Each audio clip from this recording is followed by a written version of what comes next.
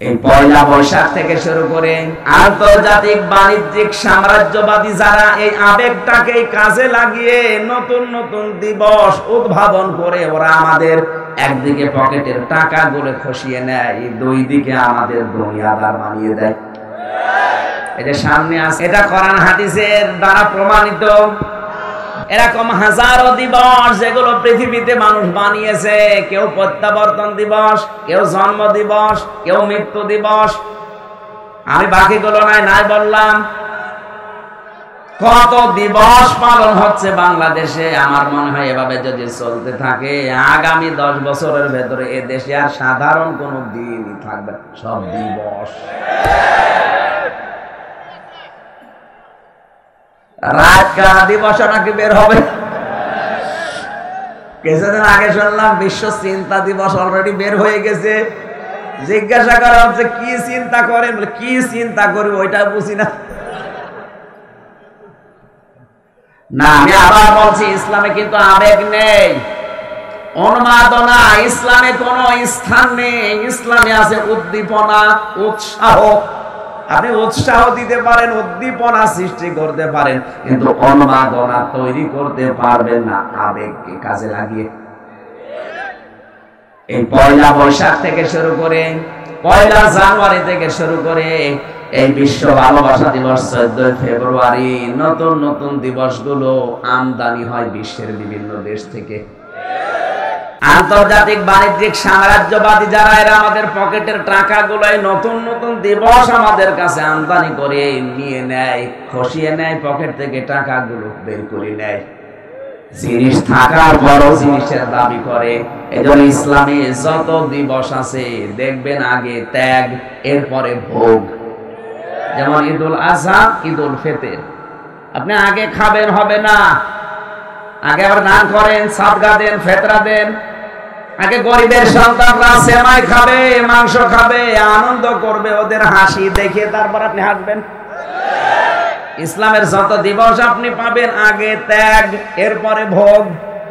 আর ইসলাম বাদ দিয়ে যত দিবস দুনিয়ায় আগে ভোগ, আগে খাবো, নেব খাবো, তারপরে দেব কি দেব না পরে। সুতরাং এগুলো বাদ দেন।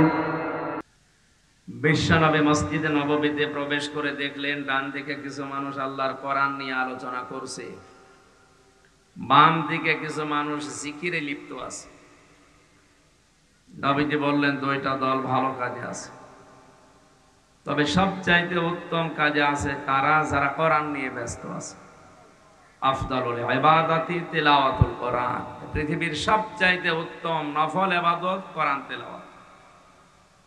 আমার মালিক আমাকে এই মুহূর্তে নির্দেশ দিয়েছে আমি যেন কোরআনের এই ময়দানে শ্রোতা হিসাবে বসে পড়ি। আপনি টের পেলেন কি বললাম? সন্দীপ সারান্দীপ আমরা ইতিহাস পড়েছি, হযরত আদম আলাইহিস সালামকে নাকি আল্লাহ এই জায়গায় নামিয়েছিলেন। পৃথিবীর প্রথম মানুষ যেটা, এই যে সারান্দীপ বলা হয়, এই সেখান থেকে সন্দীপ, তার মানে এটা বোঝা যাচ্ছে পৃথিবীর প্রথম জায়গা, যদিও দ্বীপ এটা। এই দ্বীপেই আমাদের আদি পিতা হযরত আদম আলাইহিস সালামকে আল্লাহ নামিয়েছিলেন, এরকম একটা ঐতিহাসিক বর্ণনা পড়েছি। সেই রকম জায়গায় আমরা আদমের সন্তান বসে আছি। বিশ্ব নবী আদমের সন্তান ছিলেন। কি ছিলেন? তিনি কি জিন ছিলেন? আজ যারা নবী মাটির তৈরি না বলে নূরের তৈরি বলে তার সম্মান বাড়াতে চান, তার সম্মান আরো কমে যায়।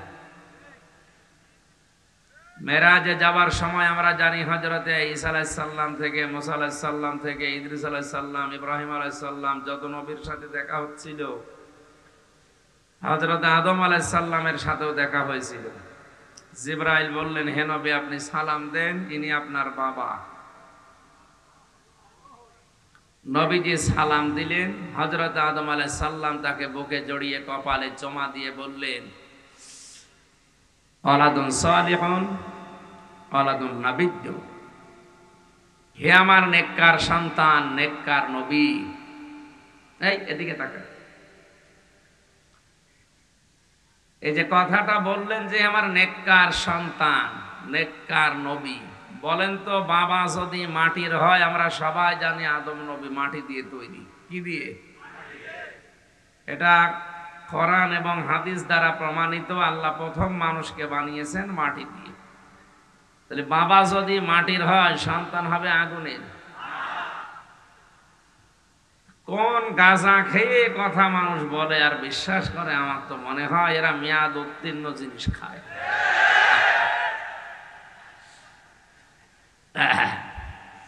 তিনি বললেন, হে আমার নেককার সন্তান। তো সন্তান যখন বলে ডাক দিলেন, তাহলে অবশ্যই বোঝা যাচ্ছে বাবা যদি মাটি দিয়ে তৈরি হয়, সন্তানও মাটি দিয়েই তৈরি হবে। আমার আসলে বিষয় এইটা না, এইগুলো নিয়ে আমি তর্ক বিতর্ক বা কথা বলিও না, ও বেকার সময় নষ্ট। কারণ যারা বোঝার ভান, পরেও না বোঝার ভান করে থাকে, ওদেরকে আপনি কিয়ামতের আগেও বোঝাতে পারবেন। আমরা শেষের দিকে আসবো ইনশাল্লাহ। কথা বলছিলাম, এরকম একটা গুরুত্বপূর্ণ জায়গায় যদি বিশ্বনবী আদমের সন্তান হিসাবে এমান দিকে হেঁটে যেতেন এই সন্দ্বীপের উপর দিয়ে, আর এই কোরআনের অনুষ্ঠান চলাকালীন যদি দেখতেন যেখানে কোরআন নিয়ে মানুষ ব্যস্ত আছে, বিশ্বনবী নিজে শ্রোতা হয়ে বসে পড়তেন। এরকম একটা মর্যাদাপূর্ণ জায়গায় আপনি আমি বসে আছি, বলেন আলহামদুলিল্লাহ। দরুদ আর সালাম পড়ছে আমাদের নবী মুহাম্মদুর রাসূলুল্লাহ সাল্লাল্লাহু আলাইহি ওয়াসাল্লামের প্রতি। ওয়ারাফা'না লাকা যিকরাক, যার সম্মান মর্যাদা মহান আল্লাহ এত বেশি দিয়েছেন, যেখানে আল্লাহর নাম সেখানে রাসূলের নাম। বিজ্ঞান আজ একটা হিসাব করেছে যে পৃথিবীতে একটা সেকেন্ডও বাকি নেই যেখানে আল্লাহর নাম উচ্চারণ হয় না এই 24 ঘন্টায়। বাংলাদেশের এ মাথা থেকে ও মাথা 1150 কিলোমিটার। কত? এই 1150 কিলোমিটারের টেকনাফ থেকে একেবারে পঞ্চগড়ের তেতুলিয়া পর্যন্ত আপনি হিসাব করে দেখেন, এখানে প্রায় 11-11.5 মিনিটের ডিস্টেন্স আজান হওয়ায়। টেকনাফে যদি আজান হয় 5টায়, 5টা11 আজান দেওয়া লাগবে তেতুলিয়ার পঞ্চগড়ে। এতটুকু দেশের ভেতরে যদি 11 মিনিট 11.5 মিনিট ডিস্টেন্স হয়ে যায়, তামাম দুনিয়া কত বড়। ভারত বাংলাদেশের চাইতে 29 ডবল বড়, আমেরিকা এই দেশের চাইতে 59 ডবল বড়। মাথায় ধরবে না। তামাম দুনিয়া, এত 3টা দেশের নাম বললো, এরকম 228টা রাষ্ট্র আছে এই দুনিয়ায়। কত? এই 228টা রাষ্ট্রের যে পরিধি হিসাব করলে দেখা যায়, বিজ্ঞান একটা তথ্য দিয়েছে, একটা সেকেন্ডও আল্লাহর নাম উচ্চারণে বাকি থাকে না। আর আমরা জানি আল্লাহর নাম যেখানে, আল্লাহ নিজে কায়দা করে রসুলের নাম ওই জায়গায় ঢুকিয়েছে। মানুষ যখনই বলে না আশহাদু আল্লাহ ইলাহা ইল্লাল্লাহ, সঙ্গে সঙ্গে বলে মুহাম্মাদুর রাসূলুল্লাহ।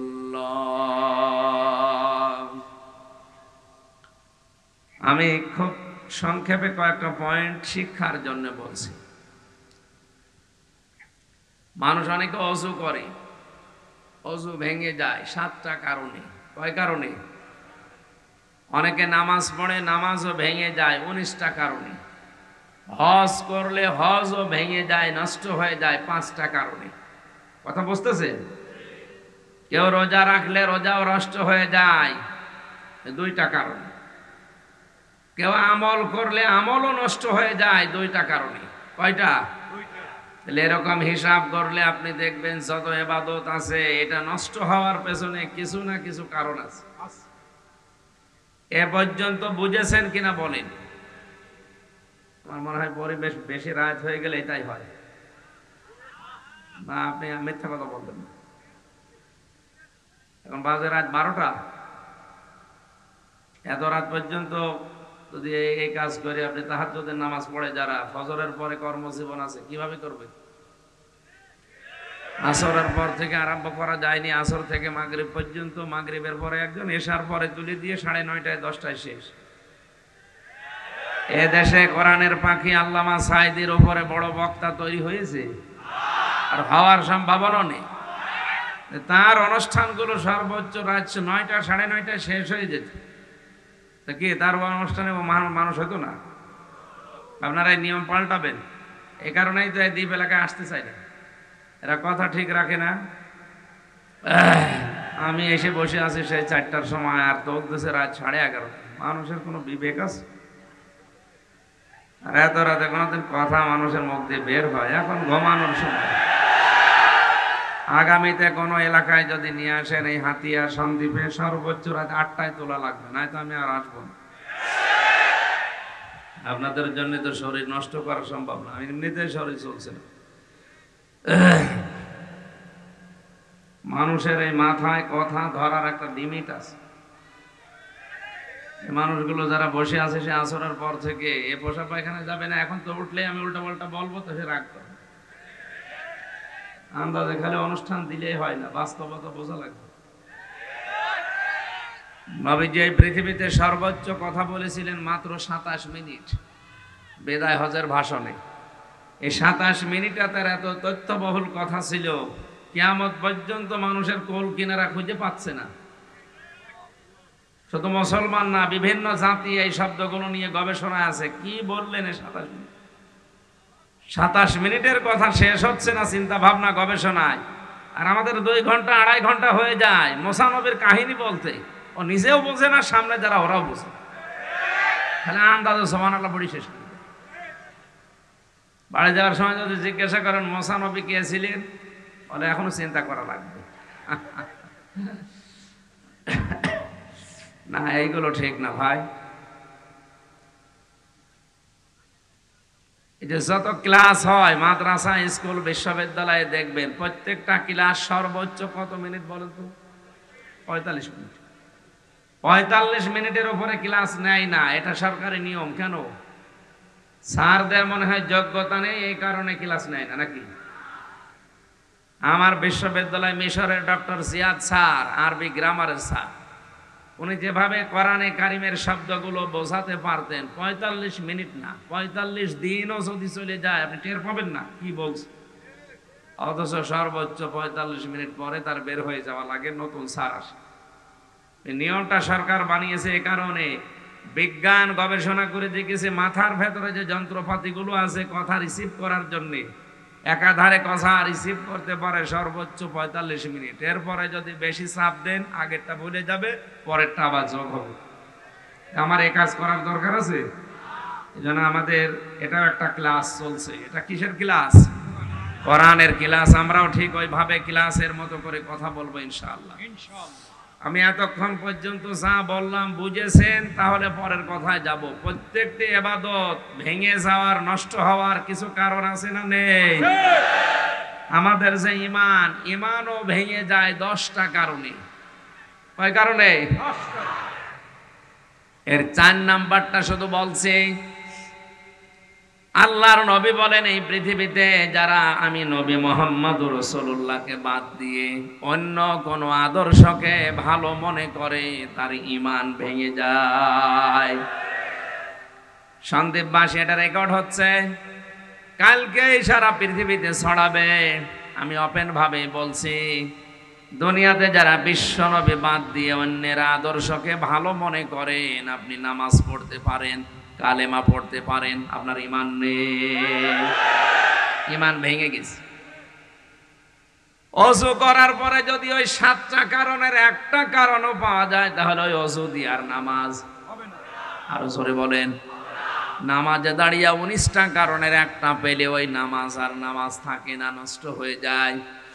ঈমান দাবি করার পরে যদি কেউ বিশ্ব নবী বাদ দিয়ে অন্য কাউকে আদর্শ মানেন, যদি ভালো মনে করেন, আপনার তো ঈমান নেই, আপনি বেঈমান।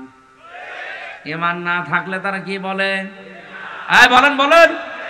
কোন বেঈমানের জানাজা পড়া, কবরে যে দোয়া করা জায়েজ আছে? কথা শক্ত।